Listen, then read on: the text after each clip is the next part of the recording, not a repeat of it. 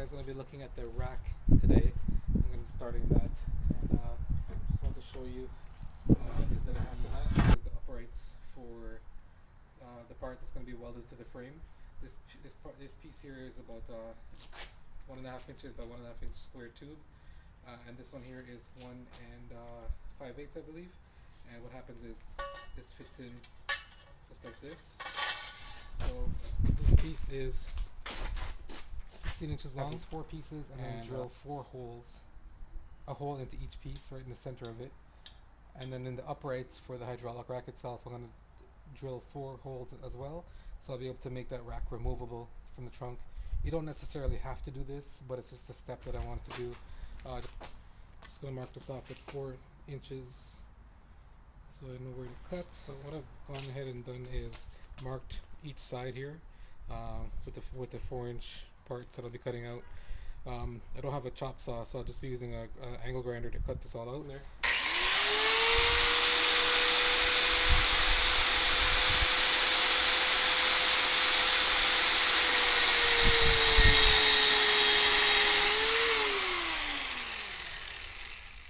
What I like to do is just score the metal so it's something to grab into, so it's not skipping around all over the place. So just went ahead and did that. Now I'll try to cut through.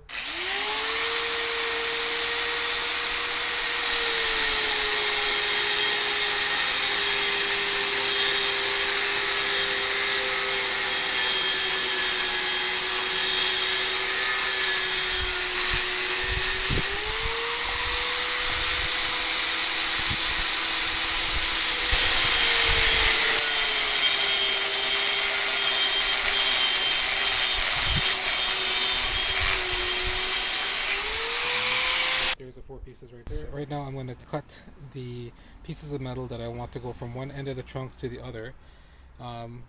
This is the way I like to do it. It just, to me, it like ties in the frame rails a little better, as well as I can add some more accessories later on, probably like the stereo or additional pumps, solenoid racks, any little accessories that I want to add at a later time. So this is the way I'm going to do it. Measure from one side to the other. The other is about 70 inches.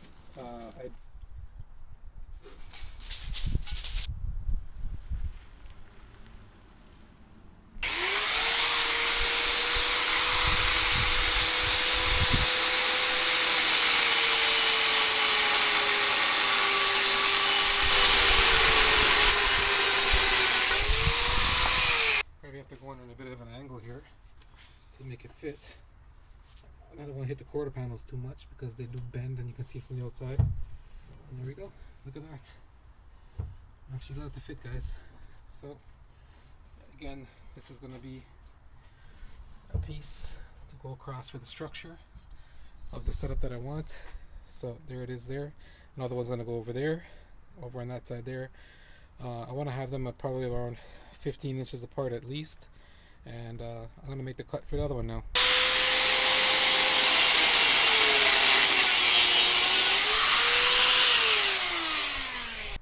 Get the other one in here now.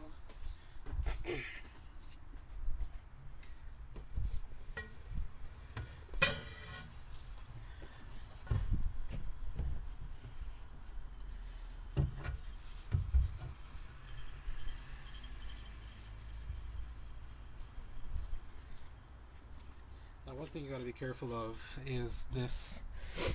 This is the this part right here. You can see the filler neck for the gas tank right there. It actually, there's a dent inside, not a dent. Inside the trunk there is a, I guess, a part that allows the filler neck to go through the car itself. So I just when I do weld this in, maybe I could weld it above here to get back, but I don't want the part of the batteries to be touching the top, the inner part of the trunk here. So I'd like to keep this as low as possible. Maybe around there, but we'll see how that works out. With the 4 uprights in it that are going to be welded onto the frame, just going to punch in the center of each one and drill the holes. Probably going to drill a let's say a 3/8 hole in each of these, and again these are the ones that are going to be welded to the frame.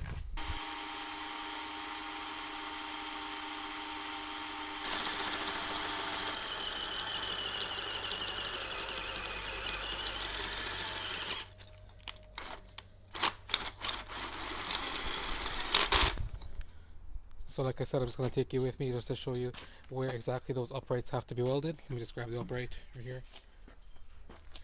And right underneath here, we'll find the frame. I don't know how good the lighting's under here, guys, so I apologize if it's too dark. But here's the frame, running front to back.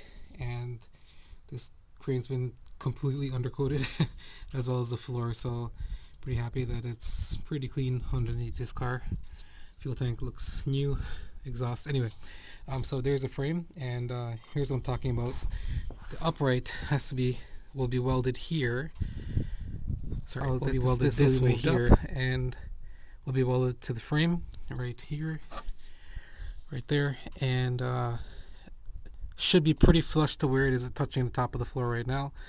But I will move on to that, and I'll just punch it right now, and I'll show you guys how I'm going to be doing that. I hope you can see it from there. Okay guys, just going to make a couple marks along this frame. Just going to use a center punch right next to the frame and make a couple reference marks that I'll be able to see through the trunk, in the trunk. So I'm going to go tight up against the frame as tight as I can, and right there I'm going to just, like I said, just give it a couple taps.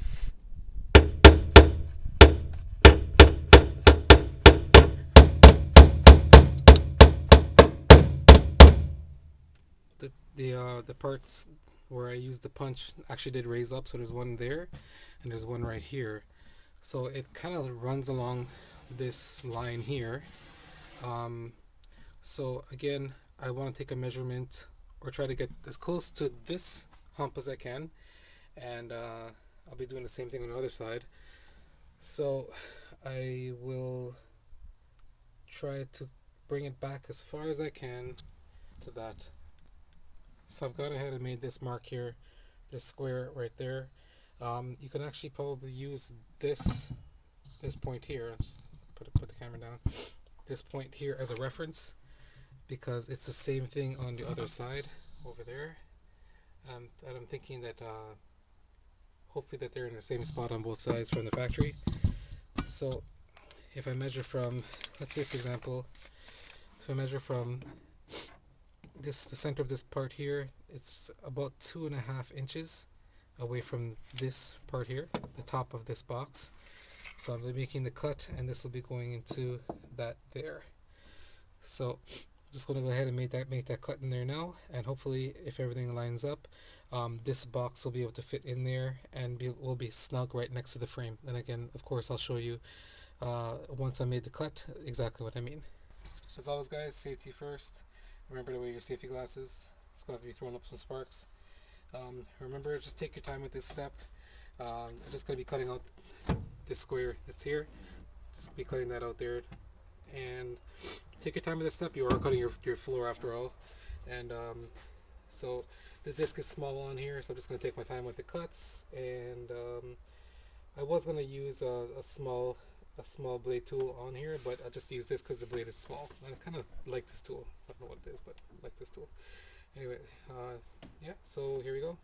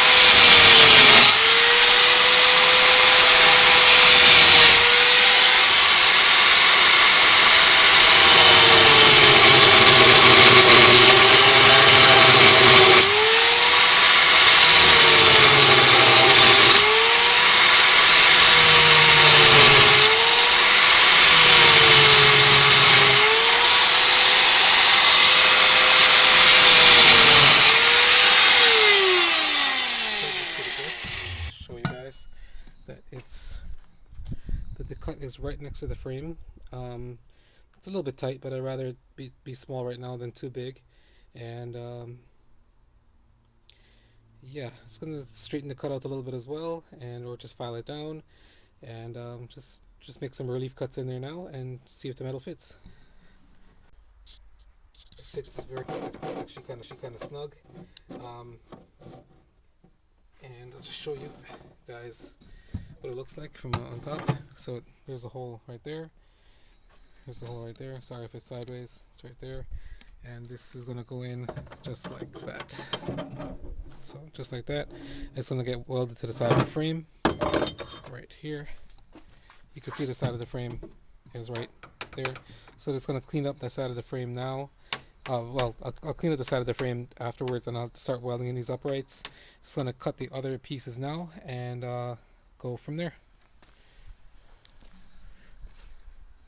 As I mentioned before, guys, what I wanted to do is keep these pieces of metal about 16 inches apart or more, just so I could add things in between, like a stereo or more pumps or whatever solenoids that I need to put in, just to make it a little more neat in the trunk. So right now these two, I just had them laid here. I didn't build anything yet. Right now they're about, I would say, about 16 inches apart. So I'm going to try to move this one here back a little bit more, and mark it from there.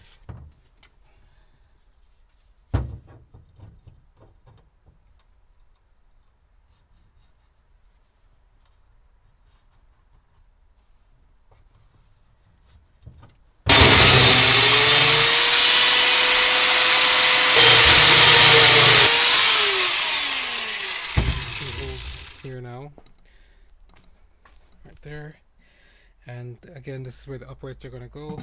So put the camera there, hopefully you guys can see that. So one will go in like this, hold it up against the frame.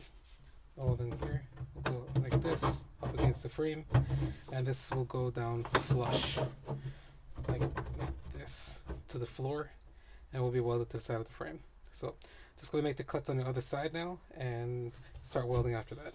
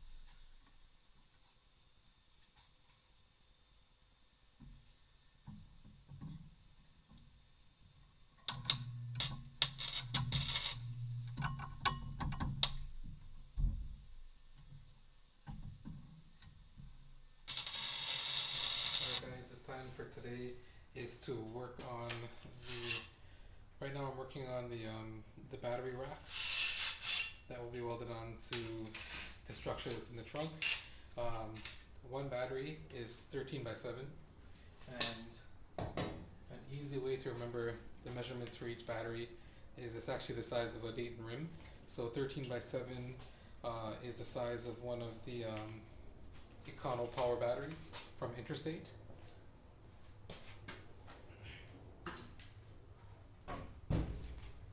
It's right here. I'll just pan it down to give you a better view. So, right there. So, like I said, it's 13 by 7.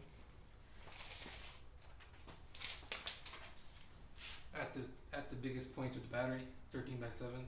So right there is 13, and other way is 7. Biggest point of the battery. It's actually a little bit smaller than that, but it's good to build in some extra space, some wiggle room if you like.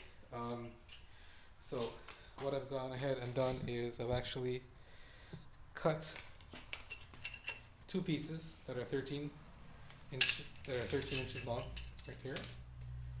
Sorry, what I've gone ahead and done is cut 2 pieces that are 7 inches long. So right there, 7 inches long. So that's for the width of the battery. So that'll fit in at the bottom of the battery like that. And I've cut 2 pieces, because again I'm going with a 2 battery on each side setup, so it's going to be 4 batteries altogether. So there's the other piece there. So 13 times 2, 26. So cut the pieces there, 26 inches long. And what I'm going to do is I'm going to cut these pieces of metal at an angle right here, so they line up properly. So I'll just show you how I do that. So I actually have these welding magnets that I've been using to cut the angles with. If you line it up in a certain way, like on this particular magnet here, it has these rivets that are here and these rivets that are here. And if you line it up here, if you're able to hook the magnet on there underneath 2 rivets right there, you can actually get an angle, a 45-degree angle that you need to cut right here. And it lines up pretty good, sticks, and you can just make your mark right there and do it on the other side.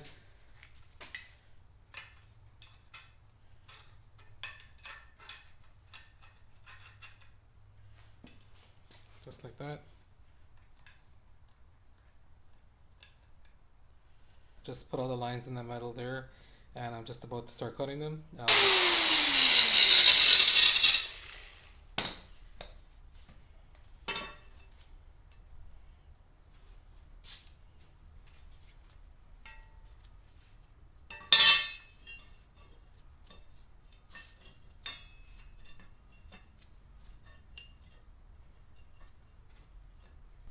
Forgot to mention this little tip. I have this these welding magnets here, and I square them up, each one 90 degrees to each corner. I'll take a quick measurement now to see if everything's square, and then I'll start tacking. 27 inches there. I should have 27 inches on the other side. If not, then there's a problem. Oh, 27. So I'm just going to get in the corner here now, guys, and just tack this up.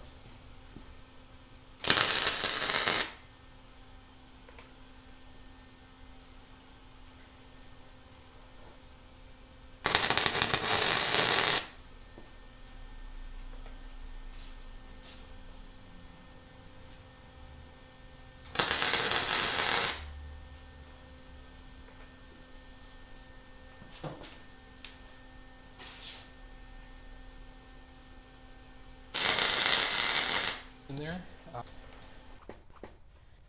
I have a little bit of wiggle room when I want to make my tie downs. And of course, I'll be going into more detail about that later on.